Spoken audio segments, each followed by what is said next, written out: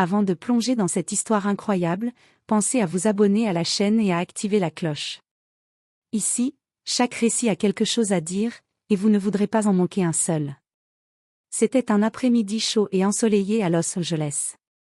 La concession Ferrari de Beverly Hills brillait sous le soleil, ses voitures étincelantes alignées comme des bijoux sur un plateau. À l'intérieur, le manager, un homme dans la quarantaine, toujours tiré à 4 épingles, faisait la tournée des bureaux avec son air autoritaire. Son téléphone vibrait sans arrêt, mais il n'en avait cure, ici, c'était lui le roi. Dans l'entrée, un homme discret franchit les portes vitrées.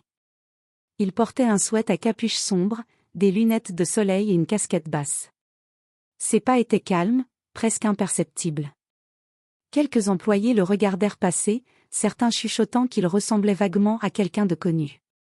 Le manager leva les yeux de son bureau, fronça les sourcils et intervint immédiatement. « Eh, monsieur.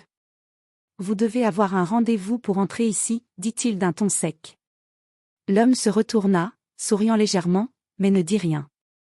Le manager s'avança, irrité par ce qu'il percevait comme une insolence. « Écoutez-moi bien, vous ne pouvez pas rester ici sans rendez-vous. Je vais devoir vous demander de partir. » Stallone, car oui, c'était bien lui, resta calme.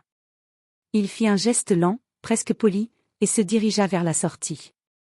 Le manager, triomphant, pensait avoir rétabli l'ordre. Derrière lui, certains employés tentaient de retenir un sourire, mais la tension dans l'air était palpable. Quelques minutes plus tard, le manager recevait un appel sur son téléphone. L'homme qu'il venait d'expulser se tenait maintenant dans le bureau principal, sans aucune urgence ni colère, mais avec un simple mot, « Bonjour, je suis le nouveau propriétaire de cette concession. » Le silence fut instantané. Le manager, pâle et bouche bée, regarda autour de lui. Les employés retinrent leur souffle. La confrontation qui aurait dû être un rappel de son autorité venait de se transformer en humiliation totale et publique. Il venait d'expulser son propre patron, et pas n'importe lequel, une légende hollywoodienne, dont la réputation et la fortune dépassaient largement son imagination. Ce jour-là, la leçon était claire, l'apparence et les jugements hâtifs peuvent coûter très cher. Et à Beverly Hills, même un manager sûr de lui peut se retrouver complètement démuni face à l'inattendu. Le bureau du manager était silencieux, un silence lourd de surprise et d'incrédulité. Le téléphone était tombé de sa main, comme s'il ne voulait plus soutenir la vérité. Les employés, eux, n'avaient jamais vu leur chef dans un tel état, le visage rouge, les yeux écarquillés, incapables de trouver un mot. « Vous êtes le propriétaire » balbutia-t-il enfin, sa voix trahissant un mélange de peur et de colère. Sylvester Stallone sourit calmement, enlevant lentement sa casquette et ses lunettes, révélant son visage emblématique. Il posa une main sur l'épaule du manager, un geste poli mais lourd de signification. « Oui. Et je crois que nous avons une petite conversation à avoir sur l'accueil que vous réservez à nos visiteurs. » Les employés retinrent un rire, certains chuchotant entre eux, « C'est incroyable, il vient de l'expulser. » D'autres sortaient discrètement leur téléphone, enregistrant chaque moment.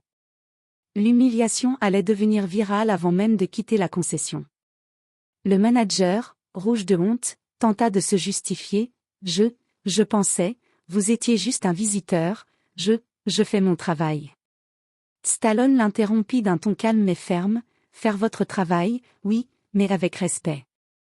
Ici, nous valorisons nos clients, et plus encore ceux qui investissent dans notre entreprise. » À ce moment, la tension monta d'un cran. Les employés, habitués à la rigidité et à l'arrogance du manager, comprirent que la hiérarchie venait de changer du tout au tout. Ce qui avait été une scène de pouvoir pour le manager devint maintenant une leçon publique sur l'humilité. Pour finir le chapitre, Stallone fit un geste lent vers les voitures exposées, « Je veux que chaque client se sente accueilli ici. Et vous allez apprendre ce que signifie vraiment être un leader, à commencer par la politesse et le respect. » Le manager, figé, comprit qu'il venait de perdre non seulement sa dignité mais aussi son autorité. Les employés, eux, échangèrent des regards complices et admiratifs. Pour eux, ce jour marquait le début d'une nouvelle ère dans la concession. Le lendemain matin, la concession était étrangement calme. Les employés se pressaient à leur poste, les visages toujours illuminés par l'épisode de la veille. La nouvelle s'était répandue comme une traînée de poudre. Sylvester Stallone, l'icône hollywoodienne, était le nouveau propriétaire. Certains murmuraient entre eux, d'autres regardaient le manager avec un mélange de pitié et de malaise. Stallone entra dans la concession, cette fois sans sweat ni lunettes, vêtu d'un costume sobre mais élégant. Chaque pas qu'il faisait semblait imposer un nouveau rythme, une nouvelle énergie. Il s'arrêta au centre du hall, regardant les employés et le manager. « Bonjour à tous », dit-il d'une voix ferme mais chaleureuse. « À partir d'aujourd'hui, cette concession ne sera pas seulement connue pour ses voitures de luxe, mais aussi pour le respect et l'accueil que nous réservons à chaque personne. » Le manager, qui avait essayé de se ressaisir, sentit son cœur se serrer. Stallone ne lui avait pas encore parlé directement, mais chaque mot était une leçon implicite. Les employés observaient attentivement la scène, conscients que quelque chose allait changer. Pour marquer son autorité et montrer l'exemple, Stallone fit un tour complet de la concession.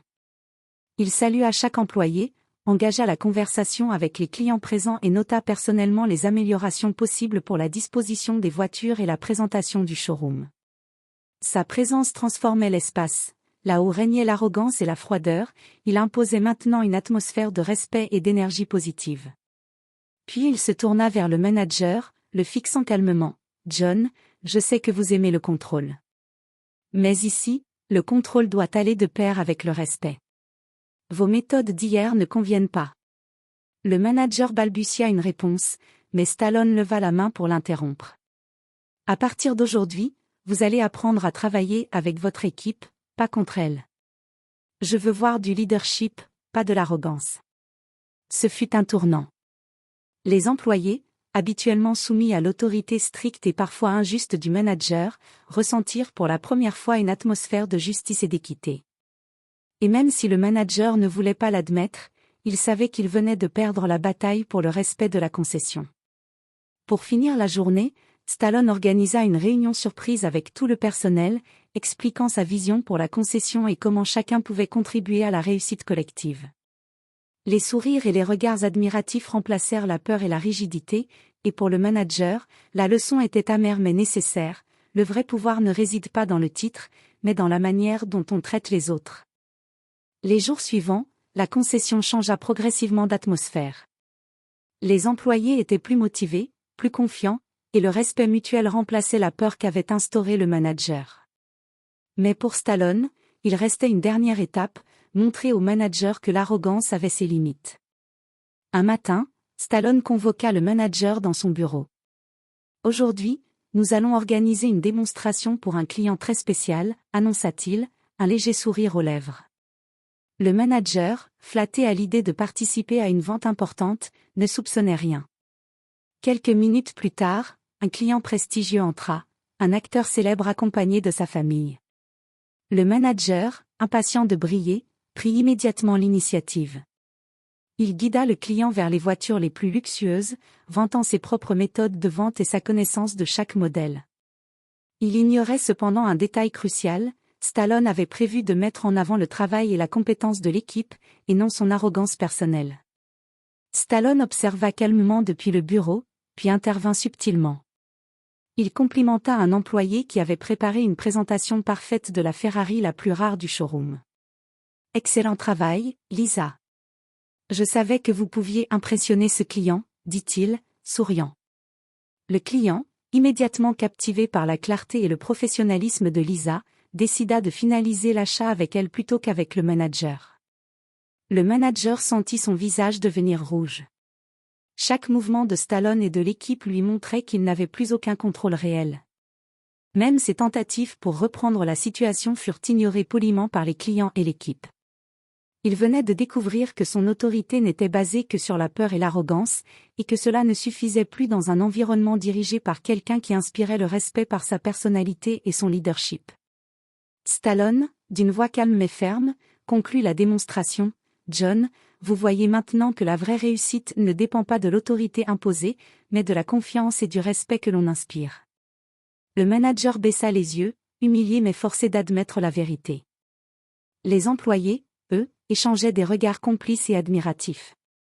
Pour Stallone, le message était clair, on ne peut jamais sous-estimer quelqu'un ni ignorer le travail et le talent des autres. Cette journée resta gravée dans les mémoires de la concession. La revanche de Stallone n'était pas brutale ni humiliante de manière spectaculaire, mais elle avait été parfaite, subtile et définitive. Les semaines suivantes, la concession Ferrari n'était plus la même. Sous la direction de Sylvester Stallone, l'ambiance était devenue dynamique, respectueuse et professionnelle. Les employés se sentaient valorisés, motivés, et chaque client était accueilli avec soin et attention. La nouvelle direction n'était pas seulement visible dans le sourire des employés, mais aussi dans les ventes records et la réputation impeccable de l'entreprise.